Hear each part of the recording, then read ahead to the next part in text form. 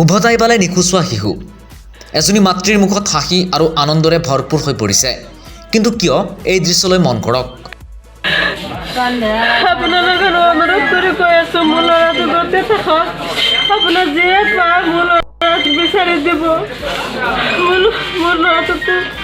ক'ত গৈছে মই বিচাৰি নাপাওঁ 8 বছৰ বয়সৰ শিশু নিখোজ হৈছিল 23 জানুৱাৰী তাৰিখে শনিবাৰে আবেলি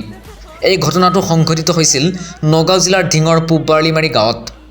শিশু নিখোজ হৈছিল আৰু তাৰ পিছতেই শিশুজনৰ মাতৃ বিচাৰি নোপোৱাত অন্তিম ভৰসা ৰাখি সংবাদ মাধ্যমৰ আশ্ৰয় লৈছিল আৰু কৈছিল যে এয়াই মোৰ অন্তিম চেষ্টা সংবাদ মাধ্যমৰ ওপৰত তাৰ পিছতেই শিশুজনৰ মাতৃৰ মনোকামনা পূৰ্ণ হ'ল শিশুজনৰ মাতৃৰ মুখত হাঁহি উৎফুল্লিত হৈ পৰিছে নিউজত পাইছে যে পাই পেলাই এবাৰ ফোন কৰি আপোনাক জনাই গতাই দিছে ন আপুনি আপোনাৰ ল'ৰা আমাৰ তাত আছে বুলি আছে বুলি তাৰপিছত মই আহি লৈ গৈছোঁ এতিয়া আপুনি সুস্থ হিচাপে পাইছে ল'ৰাজন মই পাইছোঁ এতিয়া সুস্থ হিচাপে পাইছোঁ মোৰ ল'ৰাটো মোৰ লগতেই আছে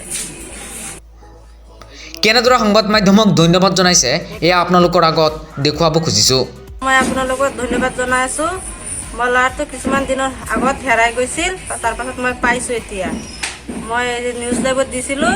তাৰপিছত নিউজ লাইভৰ দ্বাৰাতে মই ল'ৰাটো বিচাৰি পাই ডুমডুমিয়াৰ পৰা আব্দুল আজিজৰ ৰিপৰ্ট নিউজ লাইভ ডিজিটেল